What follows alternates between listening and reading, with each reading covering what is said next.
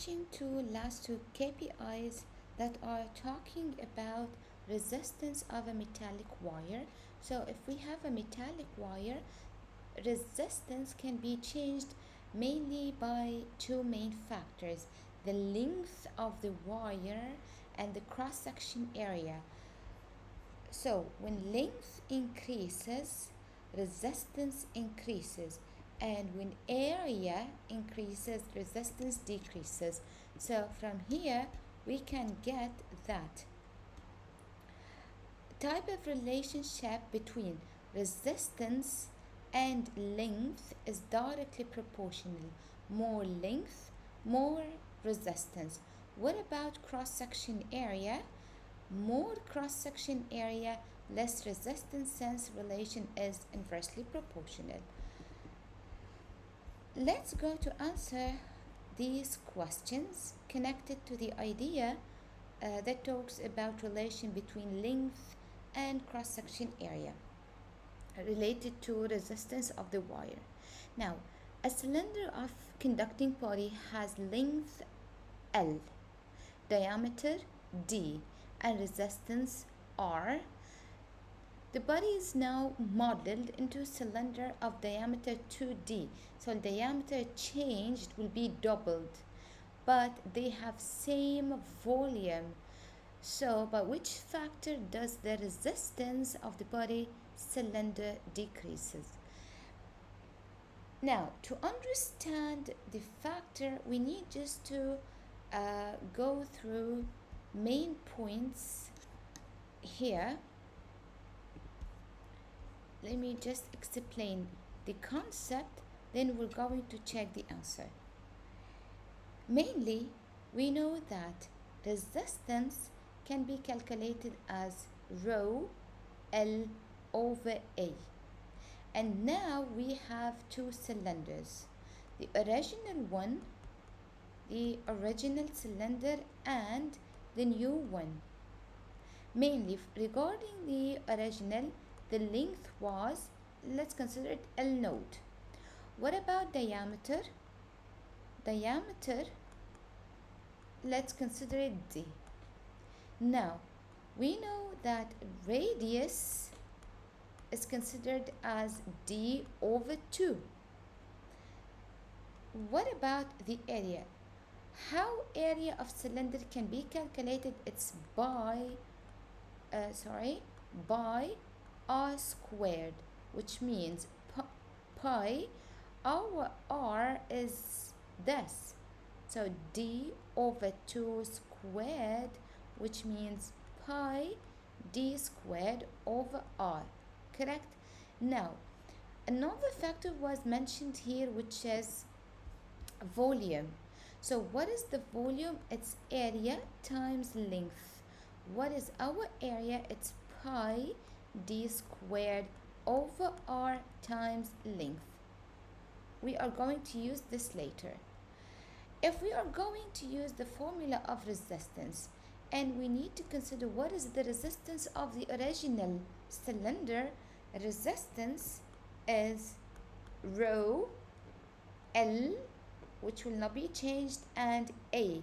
Our A is pi D squared over R, which times R. Now, it's math part. Going to the modeled cylinder, the new cylinder, they haven't mentioned anything about length. So length stays as it is. Yes, but now we are going to discover, or this what we need to do, how length will be changed, going to this point later. Now, what about diameter? Diameter will be reduced by half, will be halved. Consequently, radius will be D, which is diameter, over 2, which means times 2 here. So 2 will be cancelled with 2. Radius will be D. Again, area is pi r squared, which will be equal to pi d squared, because now our radius is d. So it becomes pi d squared. What about volume? It's the same, A times L. Our area, pi d squared times L. But there is a main important point was mentioned here, that they have same volume. So diameter will be changed but keeping volume as it is, which means for volume to remain volume, we have to do some changes. What I mean is, for the original volume to be equal to new volume, this means we have to do some changes. The original volume is pi d squared over 4 times L. What about the new one? Our new volume is pi d squared times L. Now, d squared is common in both. If we're going to take L as common, we're going to have 1 over 4 is equal to L. This means to keep volume constant, so the new length has to be 1/4 the original. The new length has to be 1/4 the original length. Now, going to relation between the resistance of the original cylinder to resistance of new cylinder. So resistance of the original is rho L times 4 over pi d squared. Now this will be over our new R. We haven't mentioned the new R, so based on what we have here, so the new R will be rho L over A. So we agreed that new L will be 1/4 the original one. What about A? A has to be pi d squared. So using new R here, our new R is rho times L over, which will be transferred here to be 4 pi d squared. Now, if we're going to cancel d squared with d squared, pi with pi, rho L and rho L.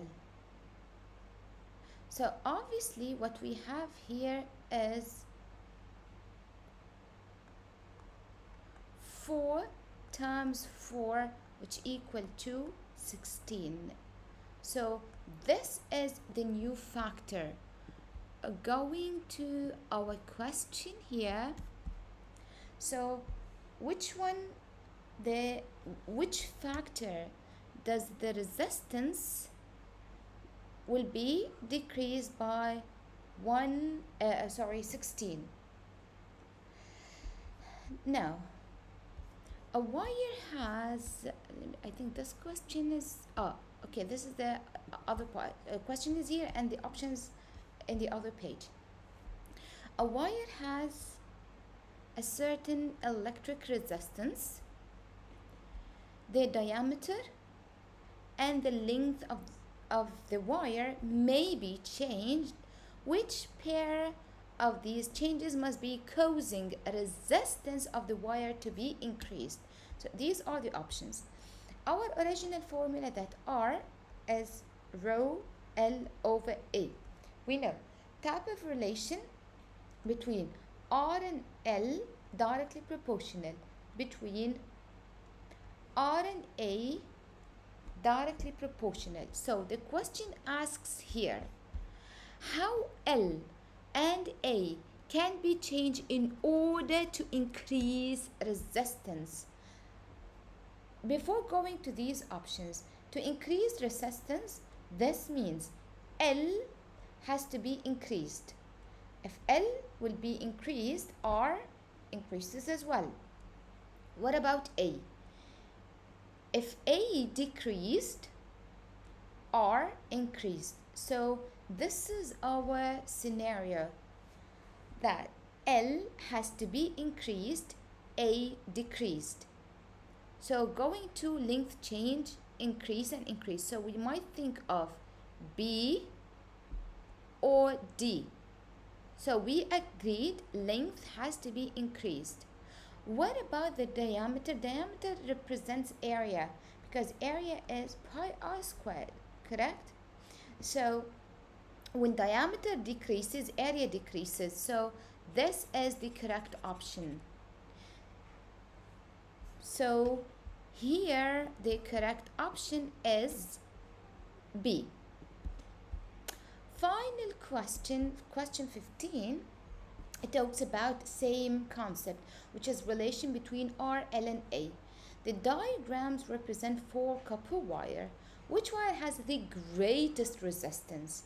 So again, R rho L over A. To have the greatest resistance, this means we need to have the greatest length and the smallest cross-section area. The greatest length and smallest cross-section area, greatest length, smallest cross-section area. So this matches our description. So C. These are the main points you need to understand about relation between R, L and A for a conducting wire.